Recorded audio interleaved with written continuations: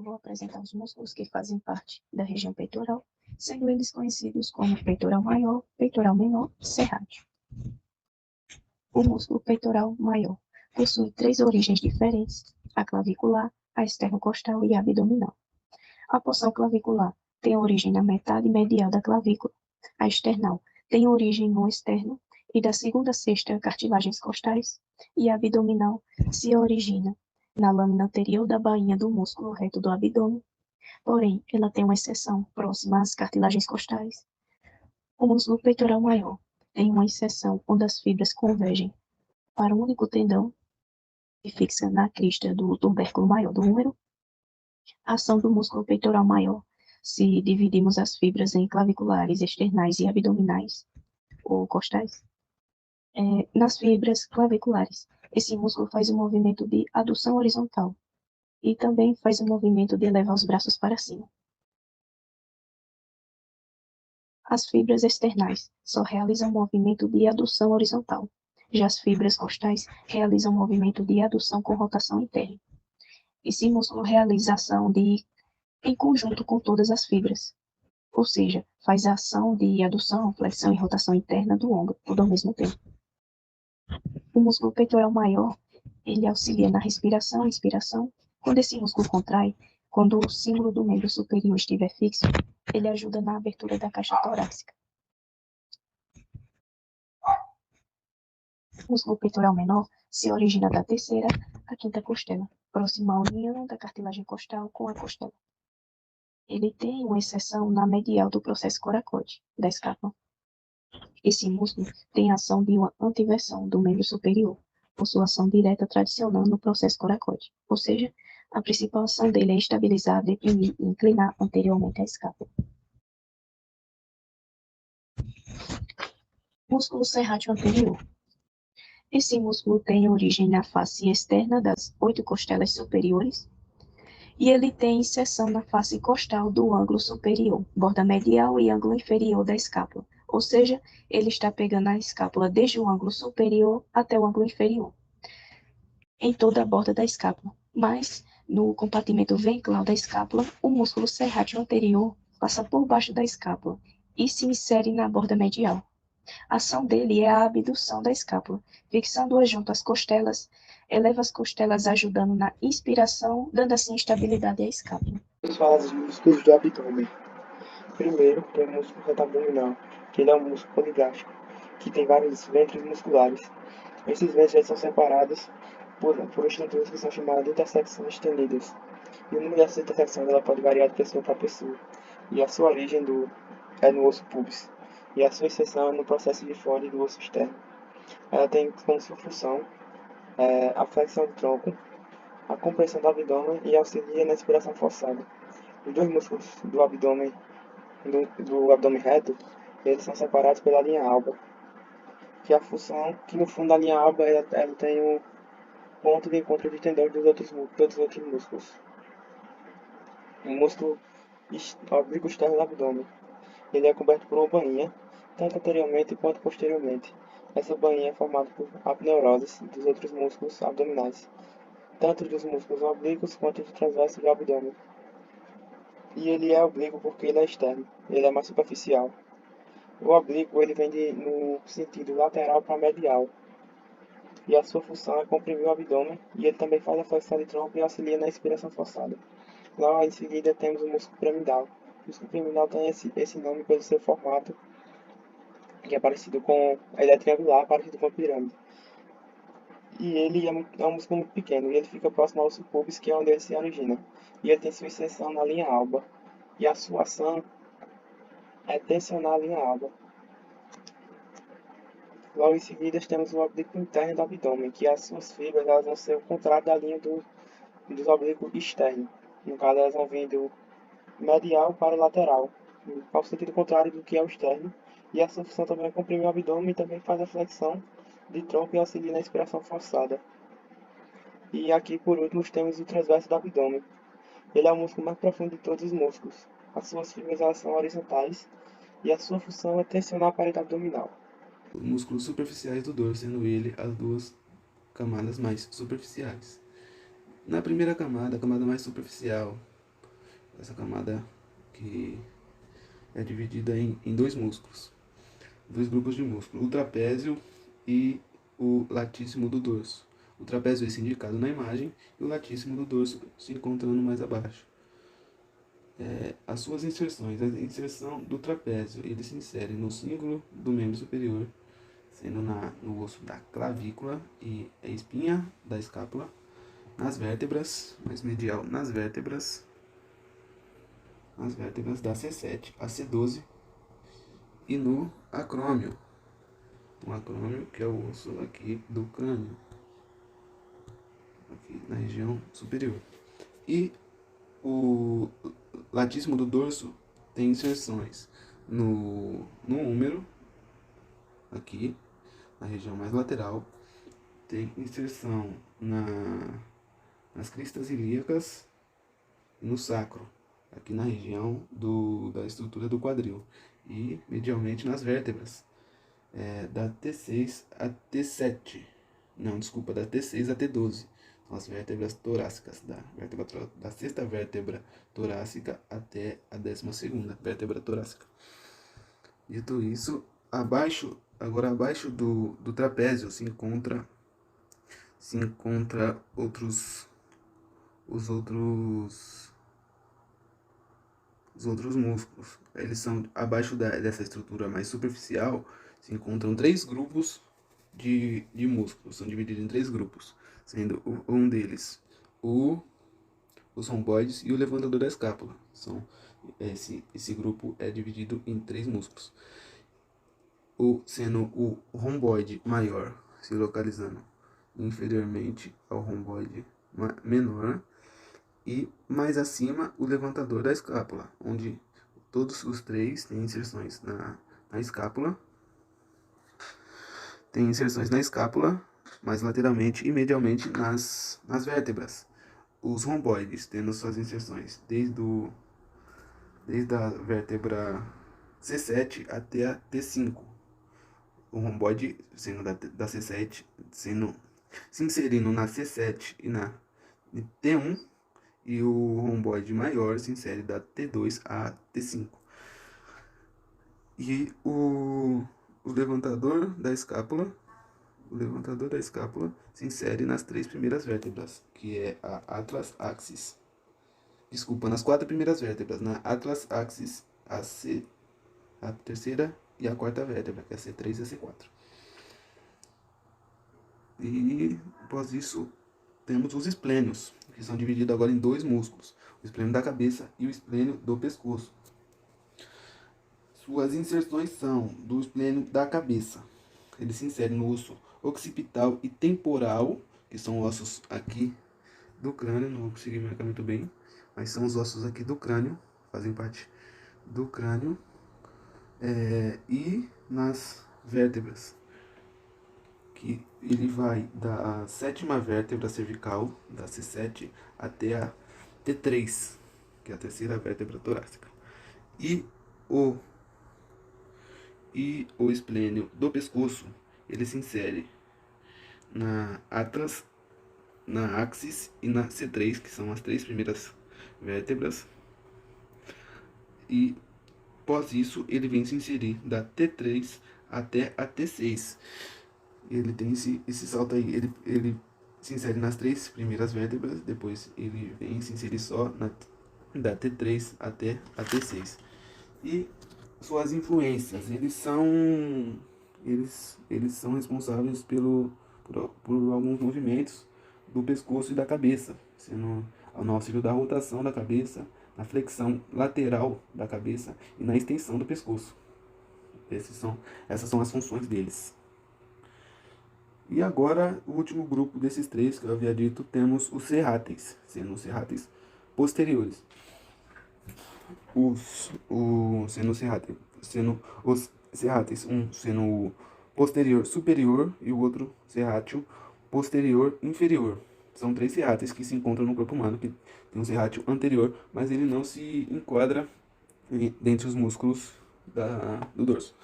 O serrátil superior, ele se insere da segunda à quinta costela e das vértebras C7 até a C3. E o inferior se insere da 9ª à 12ª costela, das vértebras T11 até a L3. L, que são as vértebras lombares. Ele se insere na terceira vértebra lombar. E é isso, o serrátil sendo apenas o serrátil inferior, o serrátil posterior inferior, que se localiza abaixo do latíssimo do dorso. O resto se encontra, os outros músculos, todos os outros grupos que eu apresentei aqui, se encontram abaixo do trapézio. Apenas o serrátil inferior se encontra abaixo do latíssimo do dorso. Vou apresentar os músculos que fazem parte da terceira e quarta camada do dorso. Na terceira camada, temos os músculos paravertebrais. Esses músculos são conhecidos por ser chamado de grupo eretor da espinha. Os músculos paravertebrais recebem esse nome porque são paralelos à coluna vertebral. Existem 3 tipos de músculos principais da terceira camada do dorso: os iliocostais, longos do dorso e espinais.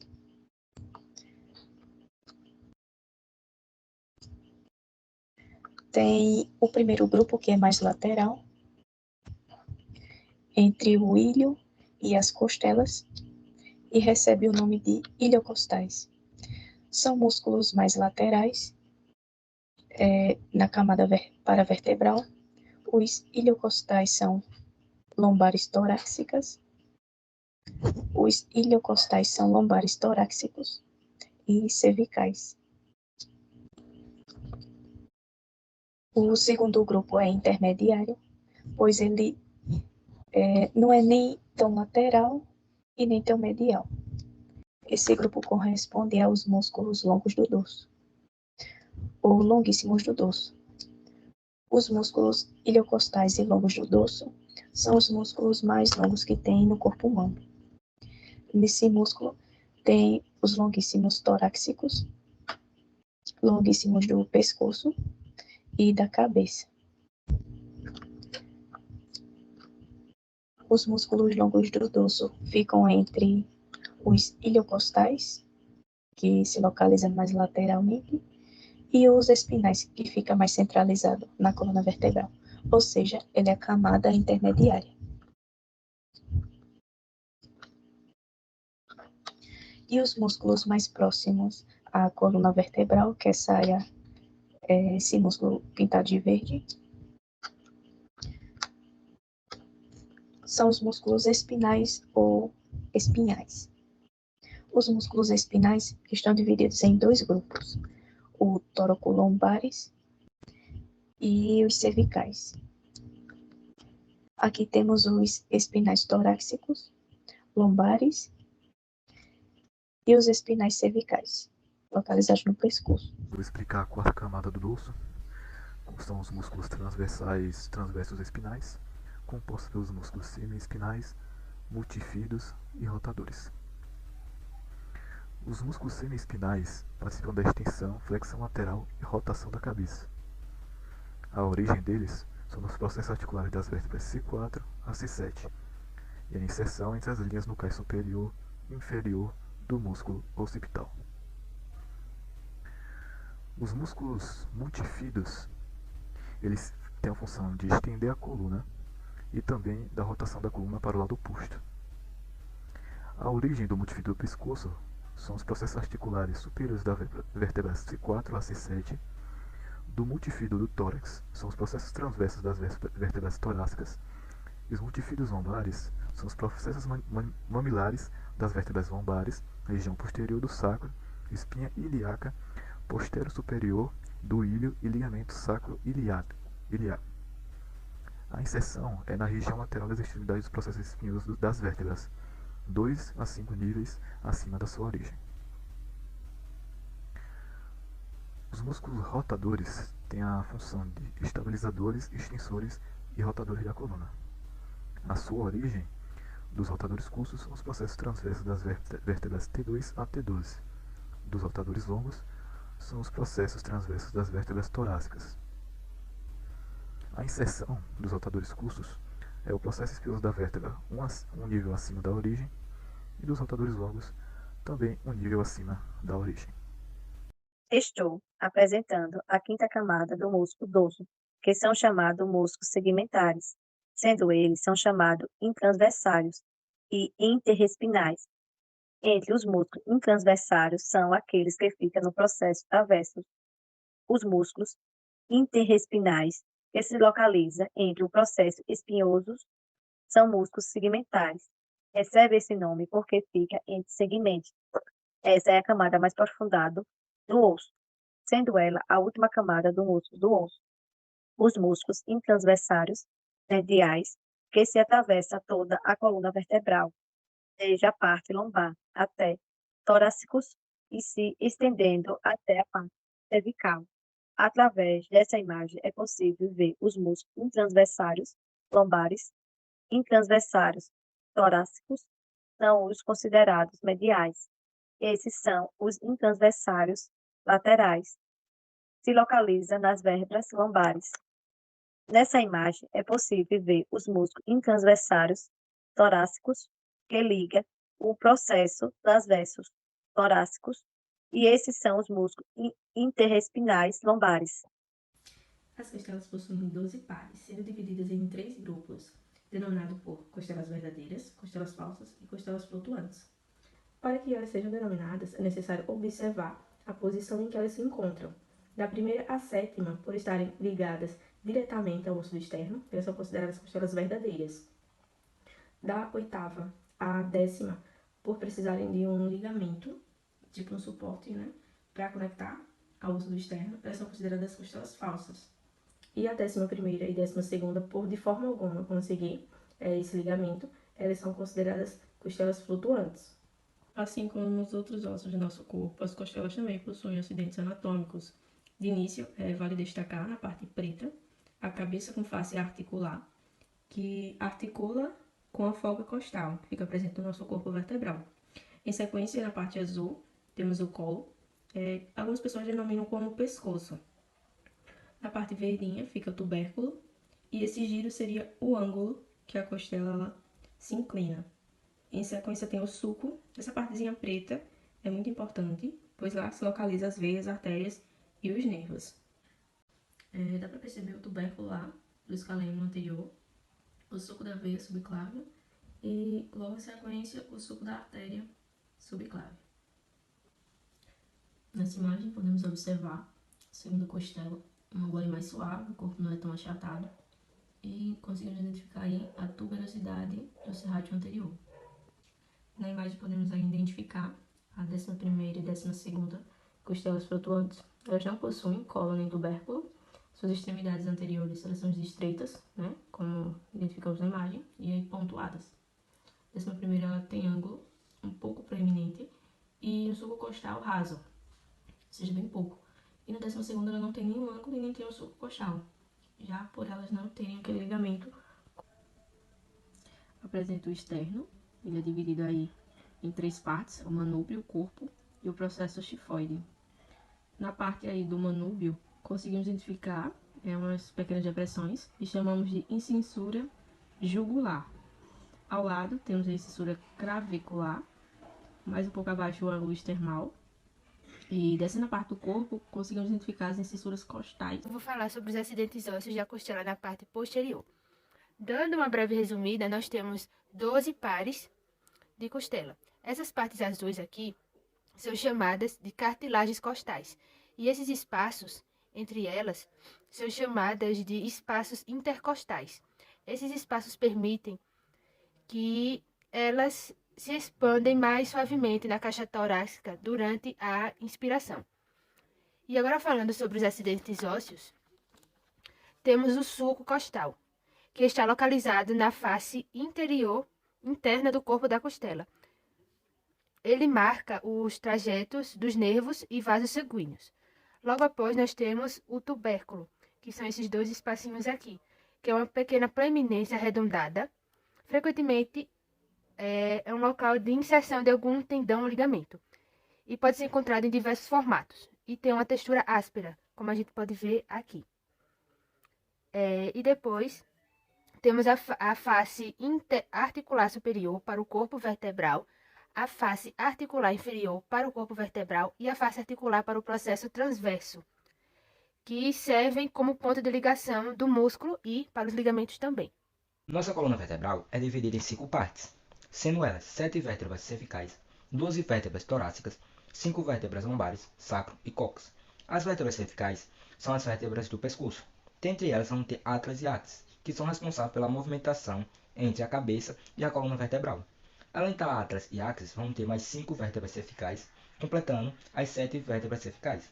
Abaixo das vértebras cervicais vamos ter 12 vértebras torácicas, que são responsáveis pela proteção da medula espinhal, suporte para tórax e abdômen, e também ela vai servir para a flexibilidade e mobilidade do nosso corpo. Vamos ter 5 vértebras lombares, que são as maiores vértebras da coluna. E essa maior dimensão está relacionada à sua função de suportar todo o peso do nosso corpo. Vamos ter também o sacro, composto por 5 vértebras fundidas. Logo após o sacro, vamos ter entre 3 a 5 pequenos ossos formando o cóccix. O sacro e o cóccix juntos fazem parte das funções como andar, ficar em pé e sentar. Aqui na imagem eu vou mostrar para vocês onde se localiza cada uma dessas vértebras. Olhando aqui na face anterior, vamos ter de cima para baixo, superior para inferior, a primeira vértebra, chamada de atlas. Retirando a atlas, vamos ter axis. Tirando atlas e axis, vamos ter as próximas 5 vértebras cervicais, que são vértebra cervical C3, C4, C5, C6 e por fim a C7.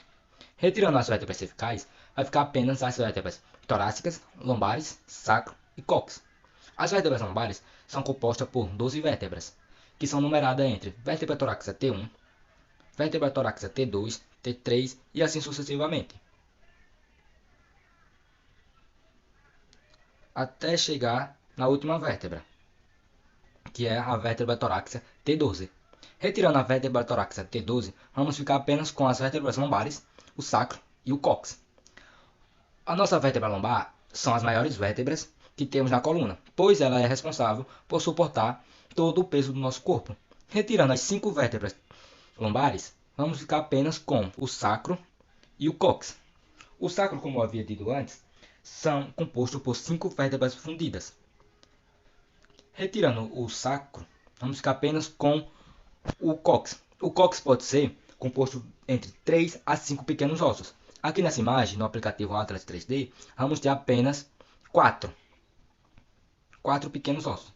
Eu vou apresentar aqui os acidentes ósseos das vértebras torácicas, que ao todo são compostas por 12 vértebras, e das vértebras lombares, que são compostas por 5 vértebras. Temos aqui uma imagem da vista posterior. Vou tentar ser um pouco breve. Aqui temos um acidente ósseo em formato de círculo, que na verdade é um buraco, é o chamado forame vertebral, que também é conhecido como canal vertebral, que é onde passa por essa região a medula espinhal. Aqui nessa região temos outro acidente ósseo, que é o processo articular superior e face articular. Nessa região temos o processo espinhoso da vértebra. Aqui também temos o processo transverso, o processo articular inferior, o processo espinhoso e o processo do arco vertebral. E já nas vértebras lombares temos aqui um acidente ósseo chamado de canal vertebral, o processo articular superior, o processo mamilar, o processo transverso, processo acessório, a lâmina do arco vertebral, o também conhecido como processo articular inferior. Temos aqui, mais centralizado, o processo espinhoso. Mais acima temos o corpo vertebral, cintura pélvica, os ossos do quadril. Bom, primeiro gostaria de começar definindo o que é a cintura pélvica. A cintura pélvica é toda a estrutura óssea e de ligamentos, juntas e articulações presentes na região popular interpretada como linha da cintura. Ela fica na porção inferior do tronco e realiza a conexão entre a metade superior do corpo e os membros inferiores. Por isso, possui um papel fundamental de estabilização e locomoção, sendo central da capacidade de controle corporal. Além disso, a cintura pélvica possui funções secundárias na questão reprodutiva, uma vez que os homens apresentam estrutura óssea um pouco diferente do quadril, que faz parte desta porção do corpo. Bom, aqui está uma figura mostrando como é a cintura pélvica e como ela é dividida. Aqui nessa região central temos o sacro, e seria um osso triangular, que forma a base da coluna vertebral. O sacro se funde em 5 diferentes partes, e durante a infância é onde ele é desenvolvido, tendo uma maior rigidez para evitar movimentos excessivos. Essa parte mais roxinha abaixo do sacro é onde fica o cóccix. No cóccix, é, o cóccix é formado por de 3 a 5 vértebras, que estão agrupadas em uma única peça. A sua função é de apoiar a coluna vertebral, apoiar também os músculos, tendões e os ligamentos que percorrem essa área. Bom, aí aqui temos a parte sobre os ossos pélvicos. Nomenclatura do osso da cintura pélvica do lado esquerdo. Nessa imagem conseguimos observar como é essa região da cintura pélvica. Vou explicar também onde estão localizados. Temos a tuberosidade ílica, que está onde fixam os ligamentos sacrólicos. A crista ílica, que é a borda superior do ilho, é chamada de crista ílica posteriormente na espinha ílica posterior inferior e se arqueia até a espinha ílica anterior superior. A espinha isquiática, entre as incisuras isquiáticas maior e menor. O trocante maior do fêmur, localizado na parte mais superior do fêmur. Sífise púbica, localizada na parte da frente do pélvis, responsável por ligar os dois ossos pélvicos. O trocante menor do fêmur se projeta posteriormente ao limite entre o colo e o corpo do fêmur. A asa do ilho, na parte lateral encontra-se a fossa glútea. A incisura isquiática maior entre a espinha ílica posterior inferior e a espinha isquiática. A incisura isquiática menor entre a espinha isquiática e o túber isquiático. E o túber isquiático abaixo do côndilo medial. Os ligamentos da cintura pélvica. Aqui um exemplo de cintura pélvica. E aqui um exemplo de onde se encontram os ligamentos. E quais são os ligamentos na pelve. Tem o ligamento ilho-lombar, ligamento supraespinal, ligamento sacroiliacos posteriores, ligamento sacroespinal, ligamento sacrotuberal, ligamentos coccígeos posteriores profundo e superficial, ligamento sacrococcígeo lateral, na vista anterior, ligamento longitudinal anterior, ligamento ilho-lombar, ligamento sacroiliaco anterior, ligamento sacrotuberal, ligamento sacroespinal, ligamento sacrococcígeo anterior,